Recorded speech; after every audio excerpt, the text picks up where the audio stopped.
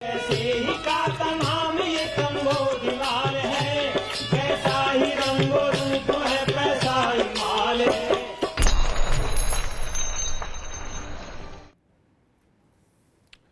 नमस्कार, आप देख रहे हैं मनी सेंट्रल। मैं हूं शुभम शंकर। स्टूडियो में चर्चा के लिए मेरे साथ हैं मनी 9 के एडिटर अंशुमान तिवारी जी। सर, बहुत स्वागत है आपका। मनी सेंट्रल पर चर्चा शुरू करें, मुद्दे चुनें, उससे पहले अंशुमान जी से पूछते हैं, सर आज के कार्यक्रम में सबसे खास खबर कौन सी है? शुभम, आज के कार्यक्रम में सबसे ज़रूरी खबर जो हर व्यक्ति के लिए, चाहे आप किसी भी आय वर्ग में आते हों और चाहे किसी भी आयु वर्ग के हों, दोनों परिस्थितियों में सबसे महत्वपूर्ण खबर जिस पर हम विस्तार से चर्चा करेंगे वो है दवाओं की कीमतें और बढ़ती दवाओं की कीमतें, भारत में मेडिकल इन्फ्लेशन और उसके तमाम आयाम जो हमारे सामने हैं और आने वाले समय में दवाओं की कीमतों का क्या होगा। और उसके साथ हम बताएंगे कि जनौषधि केंद्र की योजना या जनौषधि के जरिए सस्ती दवाएं बेचने की स्कीम कहां तक पहुंची है, उसकी क्या परिस्थिति है। ये आज हमारी चर्चा का मुख्य केंद्र रहने वाला है। बिल्कुल, किसी भी शहर में रहते हो, किसी भी आयु वर्ग में हो, किसी भी आय वर्ग में हो, इसका मतलब ये खबर हर किसी के लिए जरूरी है। और कौन सी खबरें होंगी आज मनी सेंट्रल में, देखते हैं ऑन द शो। तो आज सबसे पहले चर्चा होगी कैसे होगा रुपए रूबल में व्यापार, क्यों शांत पड़ा कच्चे तेल का उबाल, देश में कोयले की कमी है या नहीं, कैसे बदला मल्टीप्लेक्स इंडस्ट्री का चेहरा और क्यों सूखा पड़ गया आईपीओ बाजार में। रूस और भारत के बीच व्यापार के लिए भारतीय करेंसी रुपए और रूसी करेंसी रूबल में ट्रेड होने की संभावना अब ना के बराबर है। मीडिया रिपोर्ट्स की माने तो इस आशंका का हल निकालने के लिए भारत और रूस के बैंकों के बीच बातचीत चल रही है। संभावना जताई जा रही है कि रूबल की जगह डॉलर को आधार बनाकर व्यापार किया जाएगा। अब आप सोच रहे होंगे, जब आधार डॉलर है तो फिर व्यापार कैसा होगा दरअसल ये कि रूस से भारत जब भी कुछ आयात करेगा तो आयात की कीमत को डॉलर में आंका जाएगा और जो पेमेंट है वो रुपए में कर दिया जाएगा। सर, अगर डॉलर ही आधार है, पेमेंट रुपए में हो रहा है, तो दरअसल ये जो रुपए रूबल ट्रेड की बात चल रही थी, ये किस तरह आकार लेगी, स्थिति क्या बनेगी? शुभम, मैं मनी सेंट्रल के दर्शकों को याद दिलाना चाहूँगा कि आज से 15 दिन पहले, 10 दिन पहले जब सब जगह खबरें छप रही थी काफ़ी उत्साह के साथ कि रुपया रूबल का ट्रेड होगा और भारत स्विफ्ट सिस्टम को बाईपास करके रुपये और रूबल के ट्रेड में जाएगा, तब हमने मनी सेंट्रल में आपको बताया था कि किसी तरह से संभव नहीं है, क्योंकि रूबल दुनिया की सबसे ख़राब और सबसे टूटी हुई करेंसी और उसके साथ दुनिया की कोई करेंसी ट्रेड नहीं कर सकती मौजूदा परिस्थिति में। चाहे आप कितने भी उत्साही हों, चाहे आप कितने भी डिप्लोमेटिक चैनल्स को डिफाई कर लें, पर जो फिनेंशियल, जो वास्तविकता करेंसी विनिमय की है, उसे आप अलग नहीं कर सकते। तो अब ये रूपी रूबल ट्रेड नहीं होगा, ये रूपी ट्रेड होगा। ये वस्तुतः रूपी ट्रेड कैसे होगा? क्योंकि रूस और भारत का व्यापार में रूस के पास सरप्लस है, क्योंकि रूस हमें ज़्यादा सामान निर्यात करता है, हम रूस को ज़्यादा सामान निर्यात नहीं करते हैं, इसलिए सरप्लस रूस के पास है और रूस के पास रूपी है। फ़र्क ये होगा कि भारत के निर्यातक, जिनका करीब $400 मिलियन का पैसा फंसा हुआ है रूस में निर्यात का, उसकी वापसी के लिए वो रुपए में ही रूस भारत को भुगतान करेगा। अब यहाँ पेग करने का इशू था, इस पर हम विस्तार से मनी सेंट्रल के एपिसोड में चर्चा कर चुके हैं। आप पीछे जाकर हमारी टाइमलाइन पर वो एपिसोड देख सकते हैं, जिसमें मैंने बताया था कि क्यों रूपी और रूबल ट्रेड नहीं हो सकता। कोशिश थी कि सिंगापुर डॉलर को बेस बनाया जाए, चाइनीज युआन को बेस बनाया जाए, इस तरीके की तमाम चर्चाएं थी। अंततः वापस लौटकर पूरी चर्चा अब डॉलर को केंद्र बनाकर करने पर आ गई है। डॉलर को केंद्र बनाकर करने का मतलब यह है कि अब जो रुपए में जो भुगतान रूस से आयात और निर्यात का होगा, अगर वो किया जाता है और वो सैंक्शंस की शर्तों को डिफाई नहीं करता है, एक बड़ा सवाल है कि भारत क्या सैंक्शंस की शर्तों को या प्रतिबंध की शर्तों को उससे बाहर निकलेगा या उसे डिफाई करेगा। अगर नहीं करता है तो ये डॉलर की मुद्रा के आधार पर होने वाला कारोबार होगा, जिसमें रूबल बुरी तरह टूटी हुई मुद्रा है, भारत की भी मुद्रा गिरावट के तौर पर है। तो ये रूपी रूबल ट्रेड नहीं है, रूपी ट्रेड है। और शुभम, मुझे लगता है जिस तरीके की खबरें आ रही हैं और जिस तरह की चर्चा मेरी लोगों से हो रही है, कोशिश इसमें इस बात पर ज्यादा है कि किसी तरह निर्यातकों के फंसे हुए पैसे वहां से वहां निकलवा लिए जाएं, क्योंकि उसमें बड़ी मुश्किल $400 मिलियन के आसपास का पैसा फंसा हुआ है निर्यातकों का। अगर वो भुगतान किसी तरह से किसी भी करेंसी में, रूपी या डॉलर में किसी तरह आ जाए, तो निर्यातकों को थोड़ी सी राहत मिलेगी। सर, रूबल के टूटने का असर और कहां होगा? ये तो आपने रूपी और रूबल की मुझे हमें बात समझाई, और इसका अगर हम असर ढूंढें तो कहां ढूंढ सकते हैं? सबसे बड़ा और दिलचस्प बदलाव शुभम चाइना में हो रहा है। चीन, जिसे कि आमतौर पर हम कूटनीतिक रूप से रूस का एलाई मानते हैं या रूस का सहयोगी मानते हैं, उसने बीते सप्ताह एक बड़ा काम किया। उसने बड़ा काम ये किया कि पिछले सप्ताह के अंत में चीन के विदेशी मुद्रा भंडार में, चीन के विदेशी मुद्रा बाजार में ट्रेडिंग के नए नियम जारी किए गए। Okay. हमें पता है कि चाइना की करेंसी कंट्रोल्ड एक्सचेंज करेंसी है। वहां का जो रेगुलेटर है वो तय करता है कि कोई भी करेंसी दूसरी करेंसी की तुलना में कैसे ट्रेड होगी और उसका स्प्रेड क्या होगा। तो वहां का जो विदेशी मुद्रा रेगुलेटर है उसने युआन के मुकाबले रूबल के फ्लक्चुएशन की रेंज जस्ट डबल कर दी, यानी 10% तक रूबल युआन के मुकाबले गिर सकता है। और ये बड़ी खबर थी, बड़ी घटना थी जिसको पूरी दुनिया के करेंसी एक्सपर्ट्स ने या बाजारों ने करीब से देखा। इसका मतलब यह है कि चाइना रूस के साथ रिश्तों से बिल्कुल अलग हटकर रूबल को अधिकतम सीमा तक टूट जाने देना चाहता है चाइना के बाजार में, ताकि जो चीन के ट्रेडर्स हैं उनको कम से कम नुकसान हो सके।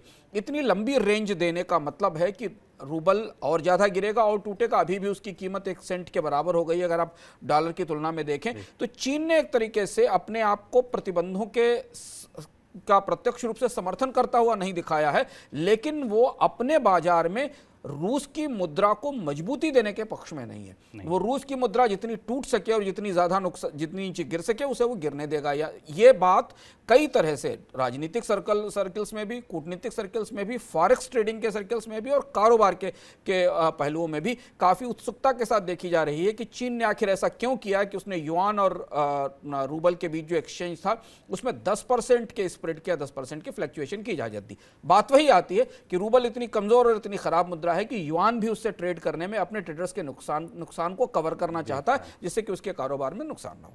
सर, कारोबार की बात हो, रूस से बात हो, तो बात होती है तेल की, बात होती है गैस की। कच्चा तेल जब आप और हम बात कर रहे हैं करीब 4% टूटा हुआ है। कच्चे तेल में ये उबाल शांत क्यों पड़ गया? इस बाजार में क्या कुछ नया घट गया बीते 2 दिनों में? कच्चा तेल काफी वोलेटाइल है, पर सबसे बड़ी जो ताजी घटना है वो शंघाई का लॉकडाउन है जो इस हफ्ते से शुरू हो रहा है। चाइना में कोविड के नए केसेस आए, खासतौर से शंघाई में जब केसेस आते हैं तो उसका असर पूरे दुनिया की इकोनॉमी पे पड़ता है।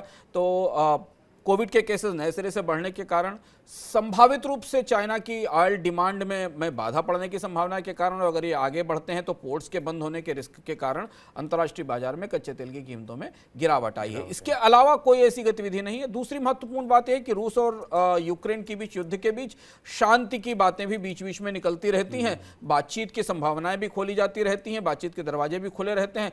तो जो शॉर्ट किए हुए ट्रेडर हैं उन्हें इसके सहारे बाजार में थोड़ी अपनी मुनाफा वसूली का मौका मिल जाता है, और इसलिए आज हमने ब्रेंट क्रूड की कीमतों में गिरावट देखी है।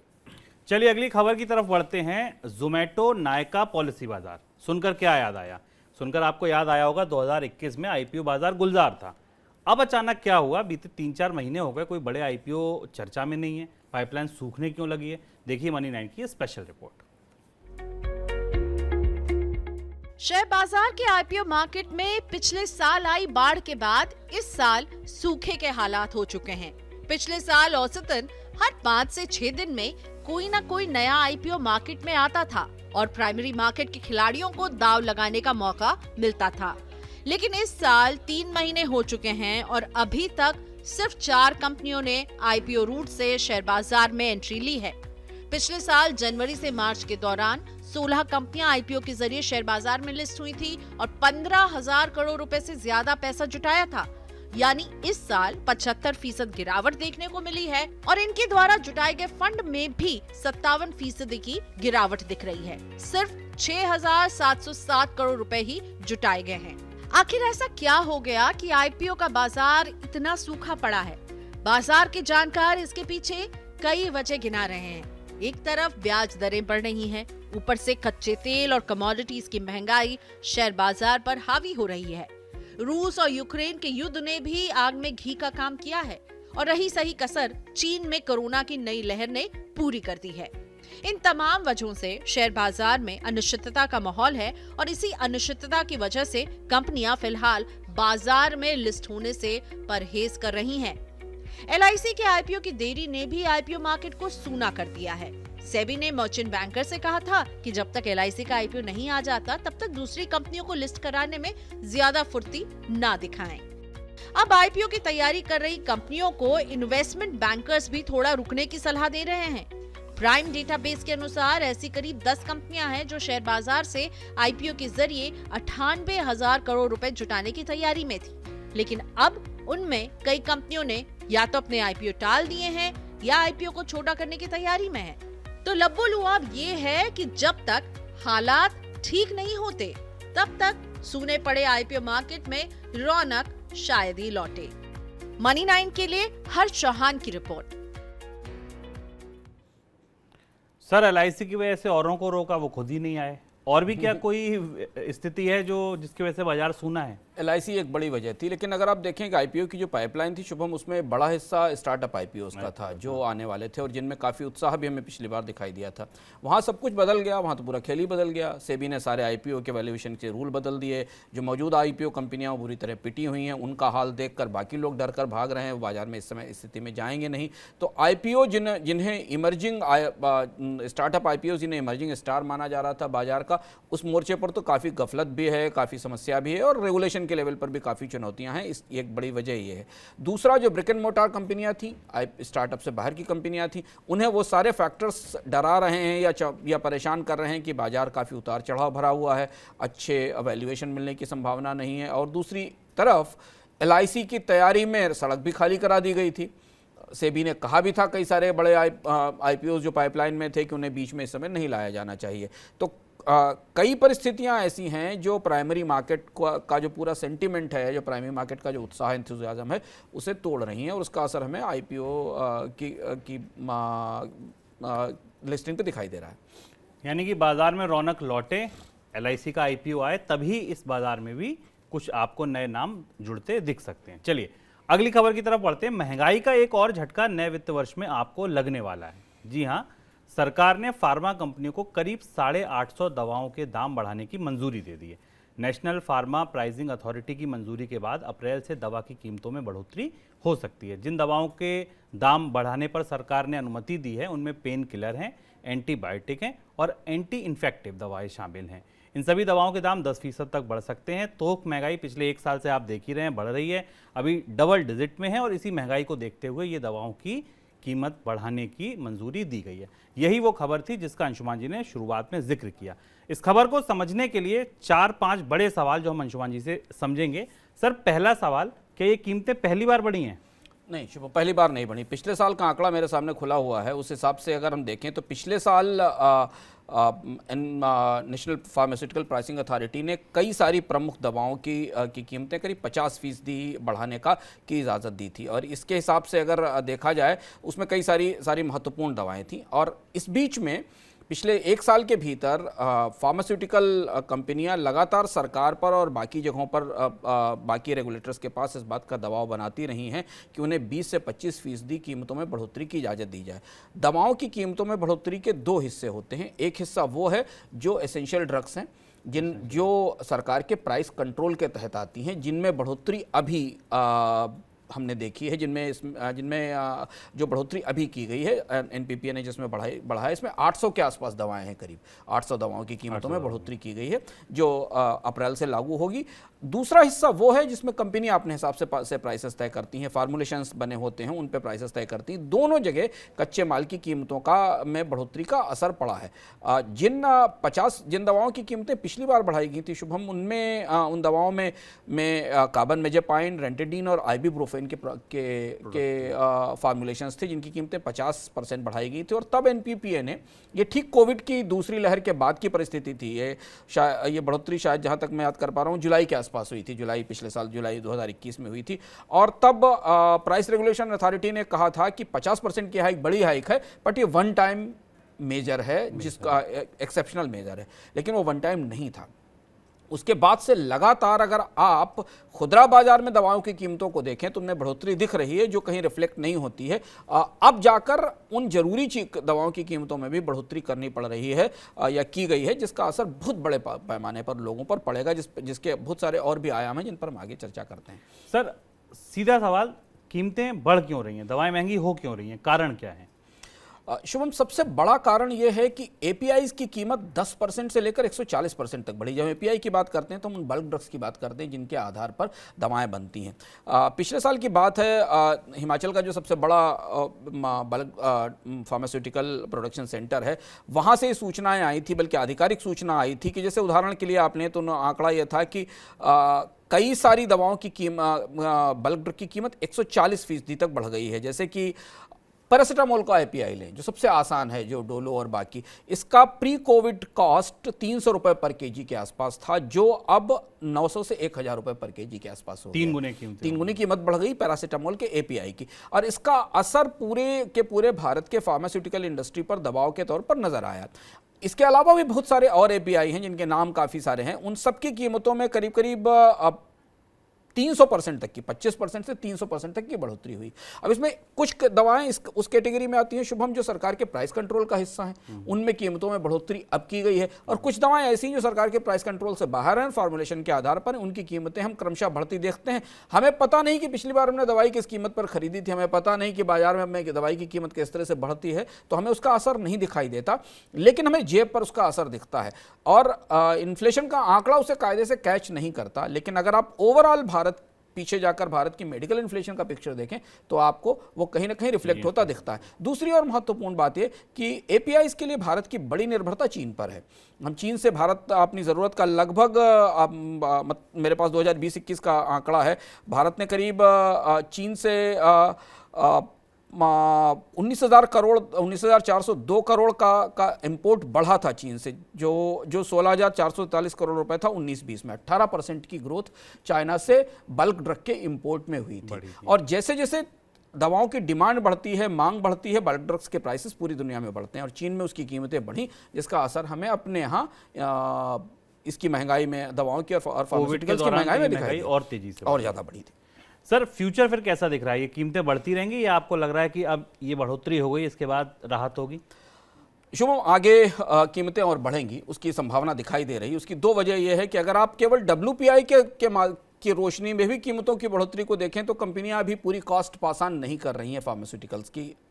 एक चरण में कंपनियां और भी कीमतें बढ़ाएंगी, इस बात की संभावना दिखती है, क्योंकि एक तो कोविड जैसी परिस्थितियां हैं, दूसरा एक और जो महत्वपूर्ण इंग्रेडिएंट है दवाओं का, वो है पैकेजिंग मटेरियल, जिसकी कॉस्ट काफ़ी बढ़ी है पेट्रोलियम प्रोडक्ट्स की कीमतें बढ़ने के कारण, क्योंकि प्लास्टिक और बहुत सारे और भी पैकेजिंग मटेरियल्स की कॉस्ट उसमें इंक्लूड होती है, जो आपकी दवा की कॉस्ट में जुड़कर आती है। और तीसरी बड़ी चीज़ ये कि सरकार ने दवा सस्ते करने के लिए कोई टैक्स में एग्जम्पशन नहीं दिया, कोई रियायत नहीं दी। कोविड के दौरान भी लोग मांग करते रहे कि भारत में दवाओं पर, कुछ जरूरी दवाओं पर टैक्स कम किए जाने चाहिए, लेकिन वैसा नहीं हुआ। तो लागत और बढ़ना तो स्वाभाविक प्रक्रिया है, क्योंकि बहुत सारे और डिसरप्शंस थे, पर कीमतें उस वजह से बढ़ी। और आने वाले समय में हमको दिखता है कि अगर आप हेल्थ इन्फ्लेशन के आंकड़े को करीब से देखें तो भारत में हेल्थ इन्फ्लेशन कोविड के पहले 6% के आसपास थी, और जब उसके बाद वो बढ़कर 10% हो गई है, और 10% से अब हेल्थ इन्फ्लेशन नीचे जाती दिखाई नहीं दे रही। सर, आपने कहा कि सरकार ने दवाइयाँ सस्ती करने के लिए कोई टैक्स नहीं घटाए, लेकिन सरकार ने जन औषधि केंद्र खोले थे और ये कहा गया था वहाँ लोगों को सस्ती दवाएं मिलेंगी। वहाँ क्या हुआ, उसकी क्या स्थिति है? जनऔषधि का किस्सा बड़ा दिलचस्प है। पार्लियामेंट्री स्टैंडिंग कमेटी की एक रिपोर्ट अभी 1-2 दिन पहले संसद में आई है, जो जनऔषधि केंद्रों के बारे में पूरी समीक्षा करती है। एक लंबी रिपोर्ट है, पर उसके कुछ हाइलाइट्स हम आपको बता रहे हैं कि जनऔषधि केंद्र की स्कीम संसदीय समिति की तुलना में कितनी सफल है। पहली चीज तो ये समिति ये बताती है कि जनऔषधि केंद्र पर्याप्त नहीं है, पूरे देश में बहुत सीमित मात्रा में उपलब्ध हैं, जो सबसे बड़ी चीज़ है, और जिसके लिए उन्होंने इसमें सिफारिश की है कि कम से कम 1 लाख की आबादी पर एक जनऔषधि केंद्र तो होना चाहिए। दूसरी इंपॉर्टेंट बात यह है कि जनऔषधि केंद्र में केवल 1250 दवाएं कवर होती हैं और 403 के आसपास सर्जिकल इक्विपमेंट्स कवर होते हैं। उन 1250 दवाओं में भी ज़्यादातर दवाएँ बेसिक लेवल की हैं और दवाओं का दायरा और बहुत बड़ा है। करीब, ये समिति की रिपोर्ट है शुभम की, करीब 1.5 लाख करोड़ के आसपास का ट्रेड है भारत में फार्मास्यूटिकल दवाओं का। उसमें 400 करोड़ के आसपास की दवाएं, ये ऐसा दावा है फार्मास्यूटिकल मिनिस्ट्री का, जनऔषधि केंद्र से खरीदी जाती। महीने में 1500 से 2000 लोग जनऔषधि केंद्रों से खरीदारी करते हैं। मेडिकल स्टोर्स का नंबर अपने आसपास आप देखिए, हर तीसरी दुकान आपको मेडिकल स्टोर दिखाई देगी किसी भी बाजार में। तो फार्मास्यूटिकल्स का बाजार बहुत बड़ा है, दवाओं की खपत बहुत ज़्यादा है, दवाओं के आयाम बहुत कम बड़े हैं, उनकी तुलना में जनऔषधि केंद्रों के पास बहुत छोटा प्रोफाइल मौजूद है दवाओं का, और वो भी उसमें भी सप्लाई की शॉर्टेजेस हैं। आप लगातार ऐसी खबरें पढ़ते होंगे किसी शहर से कि जनौषधि केंद्र पर दवा नहीं थी। दूसरी चीज, दवाओं में क्वालिटी के इश्यूज हैं, कई सारे बैचेस वापस लिए गए। और तीसरा महत्वपूर्ण बात यह कि समिति ने यह कहा है कि पूरे की पूरी जनौषधि केंद्र योजना सरकार ही सपोर्ट नहीं करती। आर्मी हॉस्पिटल्स, ये सेंट्रल गवर्नमेंट के जो एम्प्लॉइज के लिए जो सीजीएचएस, यहां से कोई खरीद नहीं होती। इन्होंने बल्कि अपनी रिपोर्ट मेरे सामने है, और रिपोर्ट बताती है कि लगभग जैसे सेंट्रल गवर्नमेंट के एम्प्लॉइज के सीजीएचएस का टोटल बजट 2600 करोड़ रुपए के आसपास है।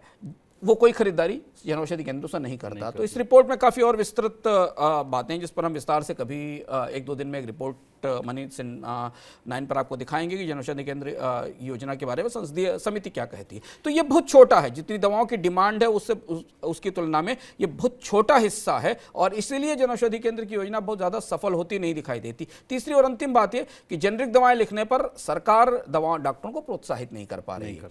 डॉक्टर्स हमेशा फॉर्मुलेशंस लिखते हैं दवाएं, क्योंकि लोगों की बीमारियां कॉम्प्लिकेटेड हैं वहां से, तो इसलिए जनौषधि केंद्रों की दवाएं बहुत हद तक लोगों को बहुत सारी जरूरतें उनकी पूरी नहीं करती। बिल्कुल, ये थे हाइलाइट्स इस रिपोर्ट के, और मनोज जी जो इस प्रोग्राम के प्रोड्यूसर हैं उनसे मैं बिल्कुल ये निवेदन करूंगा कि इस पर एक डिटेल्ड विस्तृत रिपोर्ट बनाएं, और हम मनी 9 के किसी एपिसोड में या मनी सेंट्रल के किसी एपिसोड में इसको लेकर आएंगे। सर, आखिरी सवाल, स्वास्थ्य की ये महंगाई गरीब कैसे बनाती है? कोई आंकड़े आपके पास ऐसे हैं जो ये बता पाए? महंगाई का आपने बता दिया, गरीबी का कोई आंकड़ा है स्वास्थ्य से जुड़ा? इकोनॉमिक सर्वे ने 2020-21 में बताया था कि भारत में 70% हेल्थ का एक्सपेंडिचर आउट ऑफ पॉकेट है, जो देश में करीब 60 मिलियन लोगों, ये फिनांस कमीशन और इकोनॉमिक सर्वे का आंकड़ा है ताजा, जो करीब देश में 60 मिलियन लोगों को गरीबी में धकेल देता है 60 मिलियन लोगों को गरीबी में धकेल देता है, जिसमें भी करीब 4 से 5 करोड़ लोग ऐसे हैं जिनकी गरीबी सिर्फ दवा की महंगाई के कारण आती है। अब हमें भारत में पूरे हेल्थ एक्सपेंडिचर में से आने वाली गरीबी को गहराई से समझना होगा। भारत में अधिकांश लोग इंश्योरेंस के कवरेज से बाहर हैं, जिनके पास जो आंकड़े सरकार बताती है उस हिसाब से रूरल एरिया में करीब 82-83% लोग, और अर्बन एरिया में 76 से 80% लोगों के पास हेल्थ इंश्योरेंस का कवरेज नहीं है। आयुष्मान भारत को आप एक कवरेज मान सकते हैं, लेकिन वो हॉस्पिटलाइजेशन के लेवल पे जाकर लोग उसे अवेल कर पाते हैं, बहुत जगह उसके कवरेज मिलते भी नहीं है। ऐसी परिस्थिति में जो सबसे बड़ा खर्चा है, गरीब बनाने वाला खर्चा दवा का है, वो ओपीडी के खर्चे हैं, और वहां भारत की आबादी 70% आबादी अपनी जेब की अपनी क्षमताओं से ज्यादा दवा पर खर्च करती है और गरीब होती है। और इसलिए जब आप हेल्थ इन्फ्लेशन का पूरा बास्केट देखें शुभम, तो उसमें केवल दवाएं नहीं है, उसमें पैथोलॉजी की भी कॉस्ट है, और उसके साथ किसी के बीमार होने पर जो मैंडेज की कॉस्ट है। भारत में आमतौर पर जब लोगों की कमाई 500 रुपए प्रतिदिन नहीं है, और उसे एक दवा के इलाज पर पर्चे, दवा और पैथोलॉजी को मिलाकर 1000 से 1500 रुपए खर्च करना, और उसके बाद वो 2-3 दिन तक अपनी कमाई भी नहीं कर पाता है, तो गरीब तो होना स्वाभाविक सी बात है कि अगर वो उसकी 500 रुपए की दिहाड़ी भी बंद है, 1000 से 1200 रुपए उसके इलाज पर उसे खर्च करना पड़ रहा है, और 3-4 दिन तक वो काम नहीं कर पा रहा है, तो ये वो जो गरीबी है, ये बात फिनांस कमीशन ने अपनी रिपोर्ट में कही थी। यही बात इकोनॉमिक सर्वे ने अपनी रिपोर्ट में कहा था कि अगर भारत में हेल्थ पर 2.5 से 3% का एक्सपेंडिचर किया जाए, तो कम से come out of pocket expense, जिसको ओपीई बोलते हैं, उसे 65% 70% से घटाकर 30% पर लाया जा सकता है। अब ये इतना बड़ा फैशनेबल स्टेटमेंट है जीडीपी में की तुलना में 2.5 से 3% खर्च करने का, कैसे होगा जब लोगों के मेडिकल बजट का सबसे बड़ा हिस्सा तो दवाएं हैं। 80% लोग तो हॉस्पिटलाइज होकर सर्जरी कराने नहीं जाते हैं, 85% लोग तो केवल घरों में इलाज के जरिए स्वस्थ होते हैं, और उनके खर्चे का बड़ा हिस्सा दवा है। और दवा की कीमतें जिस तरह से बढ़ रही हैं, उस पर जितना टैक्सेशन दिखता है, तो कहीं ना कहीं मुझे लगता है कि कहीं प्रायोरिटीज में और सरकार के सोच में और स्वास्थ्य क्षेत्र की व्यावहारिकताओं में बहुत बड़ी खाई है, वो दिखाई देती है। और इसलिए आज दवाओं की महंगाई पर हमें इसे विस्तार से चर्चा करना जरूरी समझा हमने। बिल्कुल, 6 करोड़ लोग बीमारी के कारण, दवाओं के कारण गरीब हो रहे हैं, उसमें से 4-4.5 करोड़ लोग ऐसे हैं जो महंगी दवाओं के कारण गरीब हो रहे हैं। ये सबसे इंपॉर्टेंट पॉइंट जो अंशुमान जी ने मेक किया, ये समझना होगा। ये स्थिति तब है जब जन औषधि केंद्र हैं, राज्यों के अपने बजट हैं जो स्वास्थ्य पे खर्च कर रहे हैं, केंद्र सरकार अपने बजट खर्च कर रही है, आयुष्मान जैसी भारी भरकम योजनाएं चलाई जा रही हैं। ये हकीकत, ये आंकड़े तब हैं। चलिए, गर्मियां शुरू होते ही बिजली कटौती का डर बढ़ने लगा है। बिजली उत्पादन करने वाले कई प्लांट्स पर कोयले की कमी की खबरें आ रही हैं। नॉन पावर प्रोड्यूसर कंपनियां भी कोयले की पर्याप्त आपूर्ति न होने को लेकर सवाल उठा रही हैं। इधर सरकार कुछ और कह रही है। सरकार का दावा है ना तो घरेलू स्तर पर कोयले का उत्पादन कम हुआ है और ना ही कोयले की कोई कमी है। ग्लोबल मार्केट में कोयले की कीमतें ज़रूर तेज उछली हैं। सर, कोयले की शॉर्टेज है या नहीं है, एक लाइन में बताइए आप। अगर आप कोल मिनिस्टर की माने तो उनके हिसाब से कोयले की शॉर्टेज नहीं है, लेकिन उसके साथ ही ये भी आदेश आता है कि जितना कोयला CIL और सिंगनरी SCL वगैरह जो प्रमुख कोल कंपनियां हैं वो जितना कोयला प्रोड्यूस कर पाएंगी उससे अलग अलग बिजली कंपनियों की ज़रूरत के हिसाब से बांटा जाएगा। अगर आप इंडियन पावर पोर्टल के आंकड़े देखें तो आपको उसमें काफ़ी वेरिएशन दिखाई पड़ेगा। कुछ प्लांट्स के पास क्रिटिकल स्टेज है, कुछ प्लांट क्रिटिकल स्टेज से कंफर्टेबल स्टेज पर हैं। तो अगर आप सरकार के बयान में जाएं और ये देखें कि भारत में कोयले का उत्पादन, हाँ कोयले का उत्पादन बढ़ा है, आपूर्ति थोड़ी बेहतर करने की कोशिश की जा रही है, लेकिन अगर प्लांट्स बंद होने की स्थिति देखें और कई सारे प्लांट्स देखें जिनके पास कोयले की कमी है तो दिखता है कि कोयले की कमी दिखाई दे रही है। उलझन शायद कहीं दूसरी जगह है जो इंपोर्ट के लेवल से आती है। सर, इंपोर्ट आधारित जो बिजली घर हैं, फिर वहाँ क्या स्थिति है, वहाँ क्या चल रहा है? प्रॉब्लम इंपोर्ट के लेवल पर शुभम, अगर डेटा हम देखें तो भारत में करीब 173 के आसपास थर्मल पावर प्लांट हैं जहां जो डोमेस्टिक और इंपोर्टेड कोल के साथ काम करते हैं। इनकी जो क्षमता है वो 203 के आसपास, 203 गीगावाट के आसपास का प्रोडक्शन इनका ये है। इसमें 65 पावर प्लांट्स ऐसे हैं जो पावर पोर्टल के हिसाब से बताया जाता है कि क्रिटिकल स्टॉक्स में हैं, क्रिटिकल लेवल पर हैं, जो पावर पोर्टल बता रहा है, और 9 इसमें ऐसे हैं जो इंपोर्टेड पावर प्लांट हैं जो क्रिटिकल स्टॉक्स में हैं। 150 में से लगभग इन 173 में से शुभम 14 ऐसे प्लांट हैं जो इंपोर्टेड कोल पर चलते हैं। अंतर्राष्ट्रीय बाजार में कोल की कीमतें तेजी से बढ़ी। जो ताजे आंकड़े हमारे सामने आए कि भारत में कोल का इंपोर्ट तो घट गया, पर कोल की कीमत जो आ रही थी भारत में उस कोल की कीमत में जबरदस्त बढ़ोतरी हुई, क्योंकि कोल की कॉस्ट पूरी दुनिया में तेजी से बढ़ी है और इंपोर्टेड कोल का इस्तेमाल करने वाले प्लांट्स को मुश्किल आई है। साल भर में कितना महंगा हुआ कोयला, ये चार्ट आपके सामने दिखाई दे रहा है। और कोल की महंगाई, ये जो करीब 14 से 15 ICB प्लांट उनको हम बोलते हैं जो इंपोर्टेड कोल पे बेस्ड प्लांट हैं, वहाँ पर उत्पादन ठप भी हो रहा है, बंद भी हो रहा है, स्टॉक्स भी कम हो रहा है। उन्होंने दबाव बनाया है डोमेस्टिक सप्लाईज के ऊपर कोल लेने का। कमी का मर्म यहाँ है।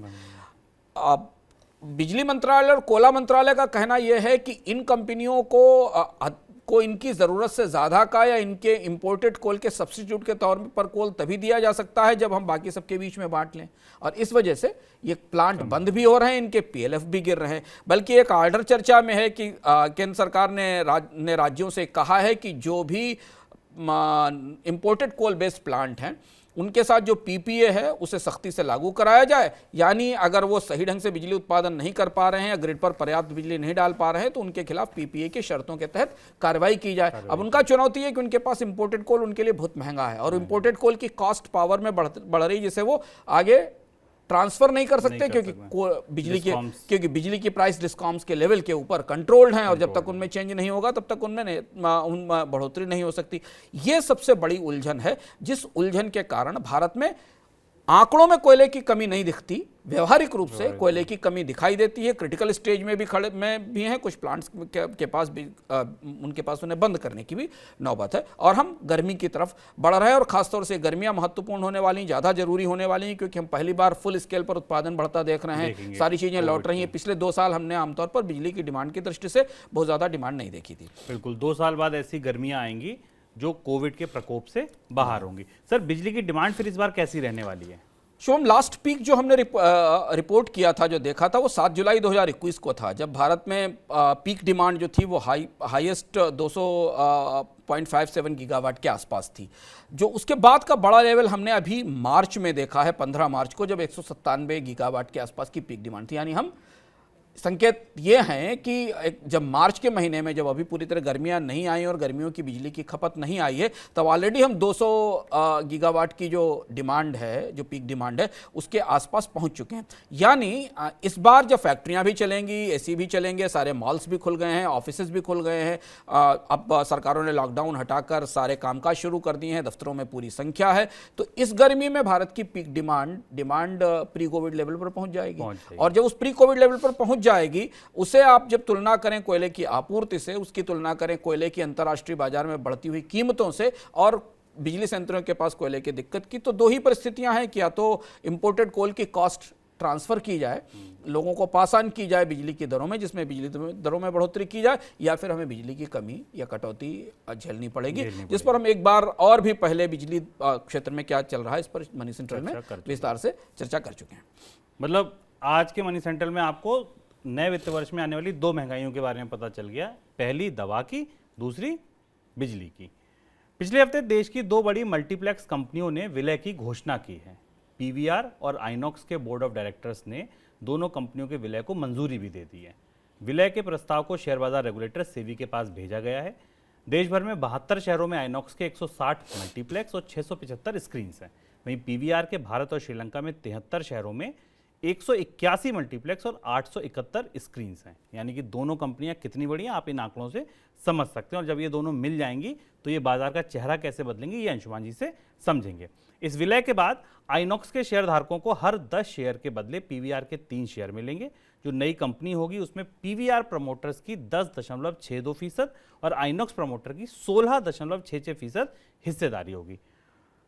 सर, कोरोना ने जिन सेक्टर्स को सबसे ज़्यादा हिट किया उनकी अगर हम गिनती शुरू करते हैं तो मल्टीप्लेक्स का नाम भी पहले, दूसरे, तीसरे नंबर पे। टूरिज्म के बाद मुझे लगता है कि मल्टीप्लेक्स का नाम पहले नंबर है। कैसे सर कोविड ने पूरे फिल्म डिस्ट्रीब्यूशन इंडस्ट्री का चेहरा कैसे बदल दिया? 2 साल में अब हम पहली बार जब कोविड से बाहर निकल रहे हैं तो हम उस डिस्ट्रेस को उभरता हुआ देख रहे हैं, जहां आमतौर पर डिस्ट्रेस बाद में टेक ओवर्स और मर्जर और एक्विजिशन की तरफ ले जाते हैं। भारत ने पिछले एक दशक में फिल्म डिस्ट्रीब्यूशन और मल्टीप्लेक्स की एक पूरी क्रांति देखी थी। बाजार बहुत तेजी से बढ़ा था। मेरे पास आंकड़े में सुबह जब पढ़ रहा था तो चौंकाने वाले आंकड़े थे कि 2016 में भारत में पीवीआर और आइनॉक्स का हिस्सा केवल 20% था। बाजार में सिनेपोलिस, कार्निवाल जैसे ब्रांड थे। 2020 में मिराज जैसे ब्रांड आए,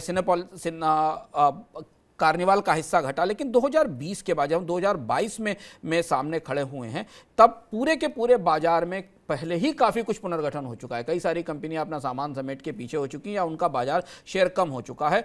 पीवीआर और आइनॉक्स का शेयर इस समय बाजार में 50% है, यानी 1500 के आसपास जो बड़ी स्क्रीन्स हैं वो इस एक बड़ी मोनोपोली के पास, ये इस बड़े गठजोड़ के पास होंगी। और यहां से भारत के डिस्ट्रीब्यूशन मार्केट में एक बहुत बड़ा शिफ्ट आने वाला है। ये मोनोपोली का शिफ्ट है। ये दोनों कंपनियां मिलकर भारत के फिल्म डिस्ट्रीब्यूशन बाजार को और फिल्म डिस्ट्रीब्यूशन से जुड़े हुए बाकी प्रॉपर्टीज के बाजार को अपनी तरह से प्रभावित करने की परिस्थिति में आ गई। और इसलिए ये बड़ा चेंज है जिसका असर हमें फिल्म बनाने वालों से लेकर फिल्म देखने वालों तक पर दिखाई देगा। सर, थोड़ा सा और विस्तार से समझाइए कहाँ कहाँ ये असर डालेगी। अगर हम सेक्टर स्पेसिफिक समझे, मान लीजिए 2 कंपनियां बाहुबली बन गई, जैसे अभी ग्राफिक्स चल रहे थे मल्टीप्लेक्स का बाहुबली, अगर ये बन गई, दोनों कंपनियां मिल गई, कौन कौन सी सेक्टर्स पर, कौन कौन सी जगह पर ये असर डालेंगी? तो 50% मार्केट शेयर दोनों कंपनियों के पास है। यानी एक तरफ इनके फिल्म प्रोड्यूसर और निर्माता हैं जिनसे ये बेटर बार्गेन करेंगे, क्योंकि आप कितनी भी अच्छी फिल्म बना लीजिए, आपको थिएटर्स चाहिए, आपको स्क्रीन्स चाहिए दिखाने के लिए।